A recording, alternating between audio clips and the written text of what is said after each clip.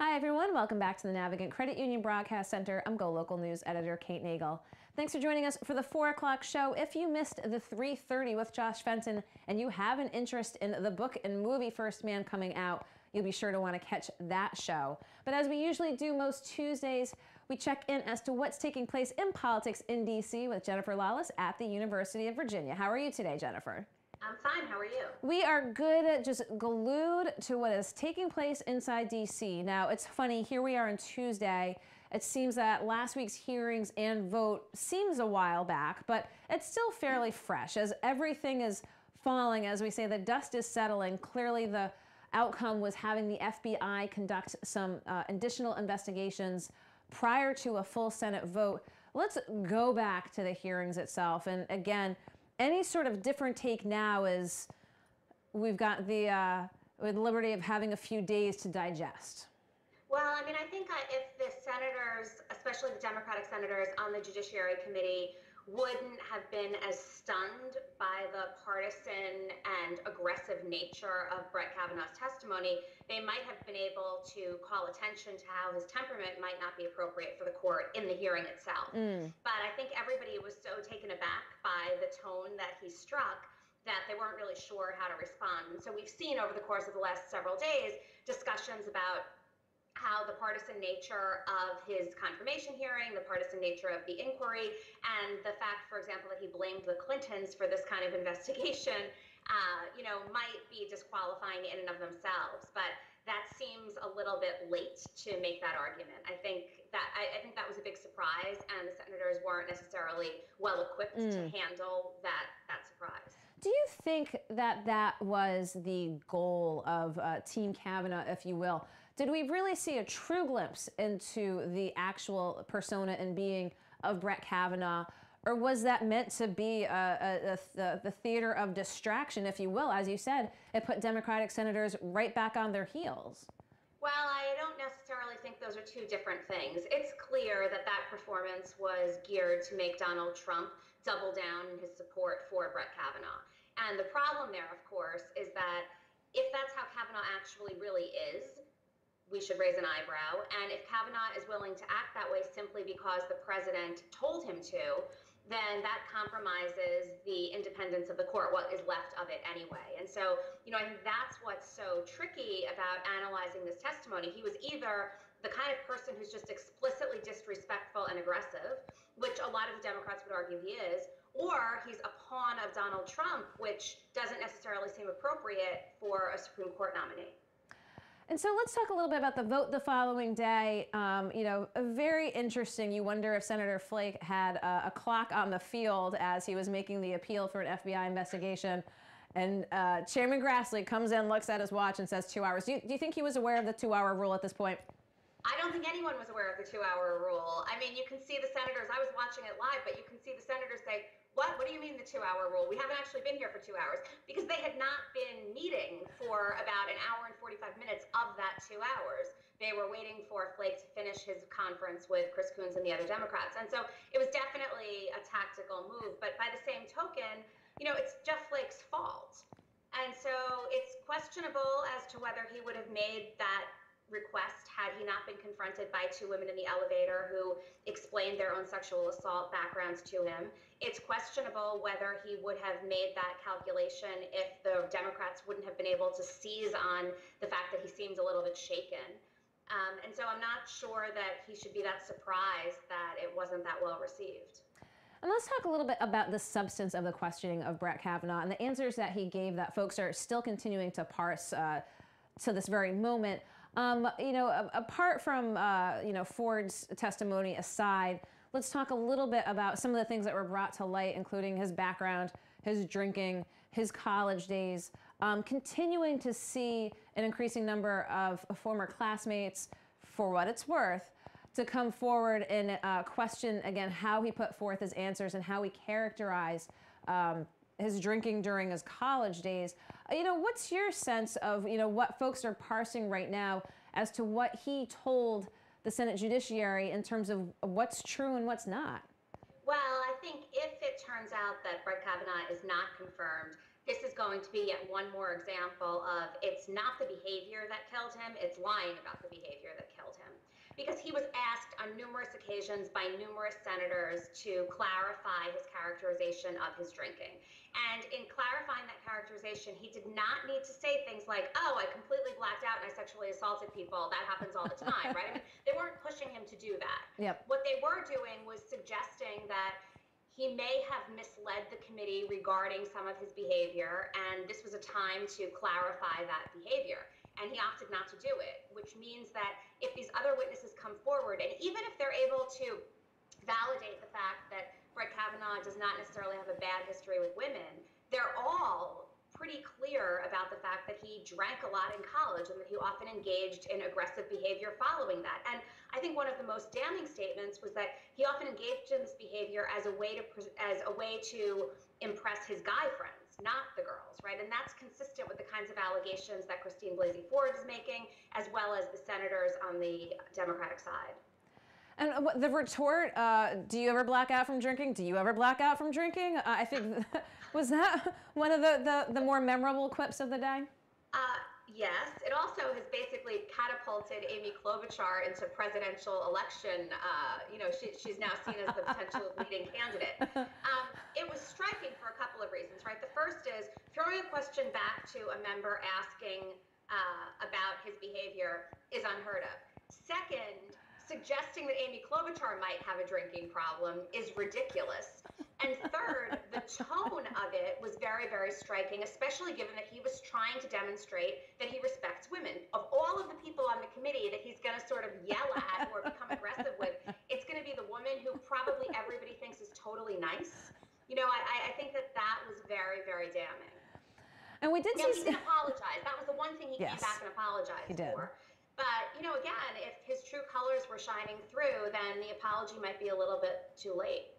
We did see the president make some remarks, I believe yesterday, sort of finger pointing to who he said was a Democrat that he knows has engaged in bad behavior. Has anyone taken that with any validity? Is anyone trying to say he's talking about so-and-so? No, because this is just the way Donald Trump plays the game. He thought that he had information about Barack Obama tapping Trump Tower. He had information about, Hillary Clinton's campaign that he was going to reveal in a press release. At least he's smart enough now to say that he's going to wait and not reveal it until the book, because that's what everybody else does, right? It was sort of a little bit self-deprecating, which made him a little bit more tolerable than usual. But, he was explicit about saying he was not going to name that person, so I think that makes the story just go away. So one more piece of last week's puzzle that came to light, and we had broken quite late here in Rhode Island on Wednesday evening, was Senator Sheldon Whitehouse found himself in the center of some controversy with the Judiciary Committee after a phone call was made to his office, of which he said he referred to the FBI, but did provide that letter to Judiciary that was utilized during a phone interview with Kavanaugh before the hearing process. Now, it kind of snowballed a little bit. We had known of 3 accusers. All of a sudden, there was a potential 4th. All of a sudden, there was the potential 5th. And I think there were some questions about the senator bringing this to light. Now, of course, we've seen since then the judiciary, led by Grassley, as looking to have an FBI look at this particular individual who sort of co-opted the process during a very heated time. What was your take on what occurred? I think it's very tricky because there are all of these moving parts and it's a very political process. So the Democrats on the committee have had to do a couple of things. They've had to maintain and preserve the confidentiality of people that have come forward, as we saw with Dianne Feinstein. They've also had to be careful about where they refer potential allegations. Should they go directly to the FBI? Should they go to Chuck Grassley? It was very unclear from the hearing and from the discussion on Friday, the day after the hearing, as to who has that authority. Grassley wanted to make it seem like any senator on the committee can ask for an FBI investigation and refer information to the FBI. The Democrats on the committee, for some of them, this was news to them. For others, they had done that and were then berated for doing that. The committee in general believed that Trump had to order the investigation. Trump said, no, the Senate can do whatever it wants. And so I think that the moving parts in a lot of ways obscured the substance of some of these additional allegations. And at the end of the day, if there was not going to be an FBI investigation, the substance of these allegations might actually be a little bit more important. But working under the assumption that they're going to find them out, I think the way that they were referred becomes a little less central to the story. You know, some of the things that came up after the fact was once that reference was made to the Rhode Islander who brought this to Senator Whitehouse's attention, you know, sort of social media and reporters kind of went into overdrive and actually found what they believed was information pertaining to the Twitter account of this individual, because it was de facto by Twitter in which he recanted his allegation, pointing out various anti-Trump rhetoric within the last couple of months, and a Twitter account that was just only recently created. How much of a burden of proof is there on a Senate office to really vet these accusations, or do they just, again, pass them along as, at face value? Oh, I think that Senator Whitehouse would have been damned if he did and damned if he didn't, right? If he would have looked at the allegations and said, it seems like there's a little bit too much going on, I'm just going to keep this to myself, and that came out, he would be charged with having obstructed in some way, shape, or form. By reporting the allegations, he's accused of not taking seriously what's actually going on here. But the reality is that no one senator has the ability to conduct an investigation, right? They have investigatory authority in that they can ask for the FBI to conduct an investigation. But, you know, given the circumstances, my expectation is that he would probably do the same thing again, and I'm not sure that any senator would behave differently. Let's talk to the weekend and the response to a couple of Saturday Night Live skits. So I've got to say that I have not been a fan of Matt Damon since Good Will Hunting, but he's back on my top 10 list. I thought he was excellent. Now, what do you have to say, though? I'm sure you've seen it, because the right harped right on it was Matt Damon's own relationship with Harvey Weinstein. I mean, I think it's tricky, right? Because the issue becomes at what point and how many people removed do we have to be before we think that it's appropriate to poke fun at something? And poking fun at political events is something that we've always done, especially very, very serious ones. SNL characterized the Hill Thomas hearings in a way that was honestly quite more offensive than what they did to Brett Kavanaugh. And, you know, I think that in some ways Matt Damon doing this is demonstrating that he's on the side of women, or he's trying to be, and that maybe he regrets his behavior, but I'm not sure that we should be reading into anything. The fact that he was willing to do it, though, I do think sends a signal that he's not just one of these guys that generally accepts the fact that women are to be treated however men want to treat them. And so it might be part of his own rehabilitation given his previous relationship. I've got one thing to say. He got the hair just right. He got everything just right. Got the hair just right. And now we've been reading reports, again, about the FBI now conducting some investigations. Mark Judge, we've heard, has completed an interview.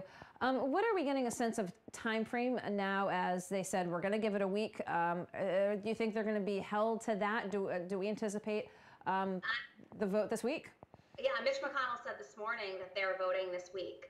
I think that what it's going to come down to is it doesn't necessarily need to be that there's a smoking gun to indicate that Brett Kavanaugh actually committed any sort of sexual assault. I think what it comes down to is whether there are a handful of witnesses who are able to make the case compellingly that he lied about his behavior. And if you lie about your behavior on some dimensions, it's possible that you're lying on others, and that should give some senators pause. And Jeff Flake, Lisa Murkowski, and to some extent Susan Collins have all said that if something substantive comes out in this investigation, ostensibly that he lied about his drinking, that might be enough. But Mitch McConnell does not want this to go on any longer than it has to. He already feels like he gave the Democrats a major concession by having any sort of investigation at all. So apart from keeping an eye on the Kavanaugh proceedings, what else are we watching? Oh, is there anything else going on in the world right now? I've been completely obsessed. I mean, so I think that we've restored good relations with Canada, which is, you know, important. It's not something that in previous years we would have thought needed to be stated, but it seems like things are going well there. The other thing I would note is it seems like Trump is trying to sort of resurrect his North Korea success, which, but for Donald Trump, no one really thought was a success. but he's recently been discussing the fact that he and Kim Jong-un, literally he's used the word love each other, and that they're moving in the direction of really doing something that nobody has ever seen before. And so to the extent that Donald Trump can take attention away from Brett Kavanaugh and highlight some of his previous successes or perceived successes, he's going to do it. The other thing, obviously, is to look at the midterm election. Some of the most recent polling suggests that suburban women who have previously voted Republican are now saying that they no longer consider themselves Republicans. Now, that does not mean that they are going to vote for a Democratic candidate, but it does suggest that the Kavanaugh hearings have injected into the midterms a level of turned offness that might keep a lot of these Republican women home. And that becomes damning for the Democrats, especially in districts where there aren't that competitive. I'm sorry, that becomes damning for the Republicans, especially in districts where there aren't top of the ticket races that are going to otherwise drive up turnout. Well, all eyes down on D.C. and again across the country as we approach midterm elections. So Jennifer Lawless, appreciate, as always, you're taking the time to Skype in. We're going to let you go, and we're going to sign off here because just following me, Laura Afonso is going to be with a new show, Talking Food, here in the Navigant Credit Union Broadcast Center.